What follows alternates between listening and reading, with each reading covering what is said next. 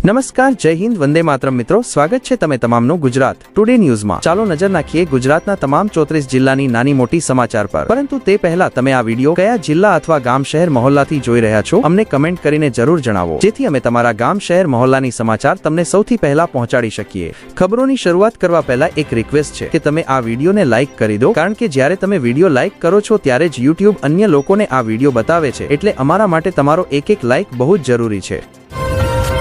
ગુજરાત સરકારે ગુજરાત કર્મયોગી સ્વાસ્થ્ય સુરક્ષા યોજના શરૂ કરી છે। તેના હેઠળ રાજ્યના સરકારી કર્મચારીઓ અને પેન્શન ભોગીઓને ₹10 લાખ સુધીનું મફત સારવાર મળશે। આ યોજના માટે સરકાર દર વર્ષે અંદાજે ₹303 કરોડ ખર્ચ કરશે। અમદાવાદના દરિયાપુર વિસ્તારમાં હિટ એન્ડ રનની ઘટના બની છે। આ અકસ્માતમાં મંદિર જઈ રહેલા એક વૃદ્ધ વ્યક્તિને અજાણ્યા બાઇક સવારે ટક્કર મારી હતી। ટક્કર લાગતા જ વૃદ્ધ વ્યક્તિ રસ્તા પર પડી ગયા। તેમને તરત જ હોસ્પિટલ લઈ જવામાં આવ્યા, જ્યાં ગંભીર ઈજાઓના કારણે તેમનું મૃત્યુ થયું। એલ ડિવિઝન ટ્રાફિક પોલીસે કેસ નોંધીને તપાસ શરૂ કરી છે। રાજ્યમાં હાલ મિશ્રિત હવામાનની સ્થિતિ છે। હવામાન વિભાગના નિર્દેશક ડોક્ટર A.K. દાસના જણાવ્યા મુજબ આગામી 7 દિવસ સુધી હવામાન શુષ્ક રહેશે। પવનની દિશા બદલીને પૂર્વ દિશામાં થઈ જશે। આગામી 5 દિવસ સુધી તાપમાનમાં કોઈ ફેરફાર નહીં થાય। 5 દિવસ પછી તાપમાનમાં 2 થી 3 ડિગ્રીનો વધારો થશે, એટલે કે ન્યૂનતમ તાપમાન વધશે, જેથી ઠંડી ઓછી થશે, પરંતુ પશ્ચિમી વિક્ષોભના કારણે વાદળછાયા રહેશે, જેથી ઠંડીનો અનુભવ રહેશે। ગુજરાત સરકારે ભારે મોન્સૂન અને વરસાદથી અસરગ્રસ્ત ખેડૂતો માટે અંદાજે ₹957 કરોડનું મોટું રાહત પેકેજ જાહેર કર્યું છે। આ પેકેજ 5 જિલ્લાઓના અંદાજે 800 ગામોના ખેડૂતોને સહારો આપશે, જેથી તેમની પાક નુકસાનની અસર ઓછી થઈ શકે। ડાયમંડ સિટી સુરતે આજે મુખ્યમંત્રી ભૂપેન્દ્ર પટેલની મુલાકાત દરમિયાન કરોડો રૂપિયાના વિકાસ કાર્યોની ભેટ સાથે ફરી એકવાર વિકાસનો નવો તબક્કો જોયો છે। મુખ્યમંત્રી ભૂપેન્દ્ર પટેલ આજે વીર નર્મદ દક્ષિણ ગુજરાત યુનિવર્સિટીમાં સુરત મ્યુનિસિપલ કોર્પોરેશન અને SUDની ₹600 કરોડથી વધુની વિવિધ યોજનાઓના ઉદ્ઘાટન અને શિલાન્યાસ સમારોહમાં હાજર રહ્યા હતા। રાજ્ય સરકારનું આઈ ખેડૂત પોર્ટલ ખેડૂતો માટે વરદાન સાબિત થયું છે। આ પોર્ટલ દ્વારા અંદાજે 60 લાખ ખેડૂતોને સીધા સરકારી લાભ અને સેવાઓ આપવામાં આવી છે, જેથી તેમને સરકારી યોજનાઓનો લાભ મળી રહ્યો છે। મહેસાણા જિલ્લાના બાદલપુરા ગામનું એક પરિવાર જે યુરોપમાં વસવાનું સપનું લઈને નીકળ્યું હતું, તે એજન્ટોના ઝાંસામાં આવીને લિબિયા મોકલાઈ ગયું છે, જ્યાં તેમને બંદી બનાવી રાખવામાં આવ્યા છે અને તેમની મુક્તિ માટે ₹2 કરોડની ફરૌતી માંગવામાં આવી રહી છે। પીડિત પરિવારે આ કાવતરામાં મહેતા હર્ષિત કમલેશભાઈ નામના વ્યક્તિની સંડોવણી હોવાનો આરોપ લગાવ્યો છે।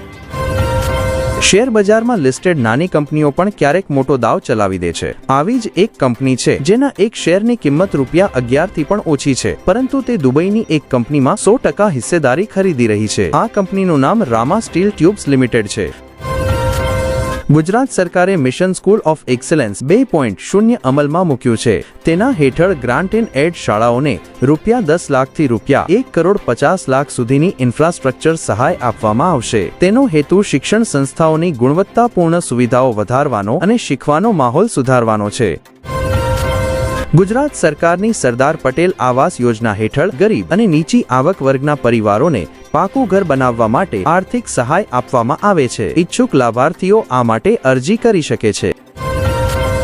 ગાંધીનગરના સેક્ટર 3C વિસ્તારમાં રહેતો એક ગેરકાયદેસર દારૂ તસ્કર ફિલ્મી અંદાજમાં ખુલ્લેઆમ દારૂ વેચી રહ્યો હતો। તસ્કર પોતાના ઘરની નજીક ઉભેલી કારને ચાલતી ફરતી દારૂની દુકાન તરીકે ઉપયોગમાં લેતો હતો અને દારૂ વેચવા માટે એક એક્ટિવા વાહનનો પણ ઉપયોગ કરતો હતો। સ્થાનિક ગુના શાખાએ ₹3,27,000 રોકડ જપ્ત કર્યા છે અને આગળની તપાસ કરી રહી છે। મુખ્યમંત્રી ભૂપેન્દ્ર પટેલે આયુષ્માન કાર્ડ યોજના હેઠળ સારવારની મર્યાદા ₹5 લાખથી વધારીને ₹10 લાખ કરી છે, જેથી ગરીબ અને જરૂરતમંદ પરિવારોને વધુ સારી આરોગ્ય સુરક્ષા મળશે। સુરત જિલ્લાના માંડવી તાલુકામાં ધર્માંતરણ અને બળાત્કારનો એક ગંભીર મામલો સામે આવ્યો છે, જેમાં એક સરકારી શાળાના મુખ્યાધ્યાપક અને ઈસાઈ પાદરી રામજી ચૌધરીની ધરપકડ કરવામાં આવી છે। પિતા પુત્રની આ જોડીએ એક આદિવાસી યુવતીનું ધર્માંતરણ કરાવવાનો અને તેના પર બળાત્કાર કરવાનો ગંભીર આરોપ છે। ગીર સોમનાથ સમુદ્રી વિસ્તારમાં ગેરકાયદેસર રીતે માછીમારી કરતી નૌકાઓ સામે પોલીસે કડક કાર્યવાહી કરી છે। આ અભિયાન જૂનાગઢ રેન્જના DIG નિલેશ જાજડિયા અને ગીર સોમનાથ જિલ્લાના પોલીસ અધિક્ષક જયદીપસિંહ જાડેજાના માર્ગદર્શન હેઠળ ચાલી રહ્યું છે। બિહાર કેબિનેટમાં વિભાગોનું વિતરણ થઈ ગયું છે। મુખ્યમંત્રી નીતિશ કુમારે પોતાના પાસે સિવિલ એવિએશન રાખ્યું છે, જ્યારે ટાઈગર યાદવને યુવા રોજગાર વિભાગ સોંપવામાં આવ્યો છે, જ્યારે ઉચ્ચ શિક્ષણ વિભાગ શિક્ષણ મંત્રી સુનિલ કુમારને આપવામાં આવ્યો છે। વિભાગોના વિતરણ બાદ સરકાર હવે વિકાસ કાર્યો પર ધ્યાન કેન્દ્રિત કરશે। આણંદ શહેરમાં સુરતના એક વિદ્યાર્થીનું રિક્ષામાં ભૂલાયેલું laptop bag Netram command and control ટીમે થોડા જ કલાકોમાં શોધી કાઢ્યું। પોલીસે તેરા તુઝકો અર્પણ પહેલ હેઠળ બેગ વિદ્યાર્થીને પરત સોંપ્યો। 11 ડિસેમ્બરે રાત્રે લગભગ 8:30 સુરત નિવાસી રીતેશ કુમાર પરમાર શહીદ ચોકથી આણંદ રેલવે સ્ટેશન જવા માટે રિક્ષામાં બેઠા હતા। મુસાફરી દરમિયાન તેઓ પોતાનું અંદાજે ₹50,000નું લેપટોપ બેગ રિક્ષામાં જ ભૂલી ગયા હતા।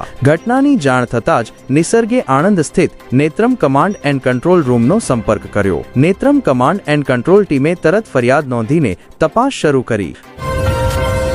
મહીસાગર નદીની આસપાસ મોટી માત્રામાં ગાદ જમા થવાને કારણે વડોદરા મહાનગરપાલિકાએ ગાદ દૂર કરવાની કામગીરી શરૂ કરી છે। મોન્સૂન દરમિયાન ઉપરવાળી ધારા તરફથી મોટી માત્રામાં પાણી આવવાના કારણે ફ્રેન્ચવેલમાં પાણી પુરવઠો ઓછો થઈ ગયો હતો, જેના પરિણામે ગાદ જમાવ થયો। આગામી 15 થી 20 દિવસ સુધી પાણીની ઉપલબ્ધતા મર્યાદિત રહેશે। આ કામગીરી દરમિયાન ફ્રેન્ચવેલમાંથી પાણી પુરવઠો અસ્થાયી રીતે ઘટાડવામાં આવશે, જેના કારણે શહેરના અનેક વિસ્તારોમાં પાણી વિતરણ પર સીધી અસર પડશે। નોઈડાના ઈસ્ટર્ન પેરિફેરલ એક્સપ્રેસવે પર ઘન કોહરાના કારણે 2 અલગ-અલગ જગ્યાએ માર્ગ અકસ્માત થયા। ચક્રસેનપુર ફ્લાયઓવર પર 3 વાહનો અને સમાધિપુર ફ્લાયઓવર પર અંદાજે 1 ડઝન વાહનો એકબીજા સાથે ટકરાયા। પોલીસે સ્થળ પર પહોંચીને નુકસાનગ્રસ્ત વાહનો હટાવ્યા અને વાહન વ્યવહાર સામાન્ય રીતે ચાલુ છે। આ અકસ્માતોમાં કોઈ જાનહાનિ થઈ નથી। રિઝર્વ બેંક ઓફ ઇન્ડિયાની માર્ગદર્શિકાઓ અનુસાર 13 ડિસેમ્બર 2025ના રોજ મહિનાનો બીજો શનિવાર હોવાના કારણે બેંકો બંધ છે। આરબીઆઈ મુજબ મહિનાના બીજા અને ચોથા શનિવાર અને તમામ રવિવારે બેંકો બંધ રહે છે। ગ્રાહકો નેટ અને મોબાઈલ બેન્કિંગનો ઉપયોગ કરી શકે છે। પાટણની વિશેષ પોક્સો અદાલતે નાબાલિગ પર બળાત્કારના આરોપી બિજલસિંહ હેમાજી રાઠોડને 10 વર્ષના કઠોર કારાવાસની સજા ફટકારી છે। અદાલતે આરોપી પર ₹55,000નો દંડ પણ ફટકાર્યો છે। ઉપરાંત પાટણ જિલ્લા કાનૂની સેવા પ્રાધિકરણને પીડિતાને ₹4 લાખનું વળતર આપવા માટે ભલામણ કરવામાં આવી છે। આધાર અને પેન કાર્ડને લિંક કરવાની અંતિમ તારીખ નજીક આવી રહી છે। તમે 31 ડિસેમ્બર 2025 પહેલા મફતમાં ઘરે બેઠા તમારું આધાર અને પેન લિંક કરી શકો છો। આવો આ પ્રક્રિયા શું છે તે જાણીએ, સાથે જ એ પણ જાણીએ કે જો લિંક ન કરાયું તો કઈ સમસ્યાઓ આવી શકે છે। કચ્છના જાખાઉમાં 11 પાકિસ્તાની માછીમારો ગરુધર કચ્છના જાખાઉ દરિયાઈ વિસ્તારમાં ઘૂસેલ 11 પાકિસ્તાની માછીમારોને ભારતીય નૌસેનાએ પકડી પાડ્યા। કડક પૂછપરછ થશે। સીમા સુરક્ષા પર નજર।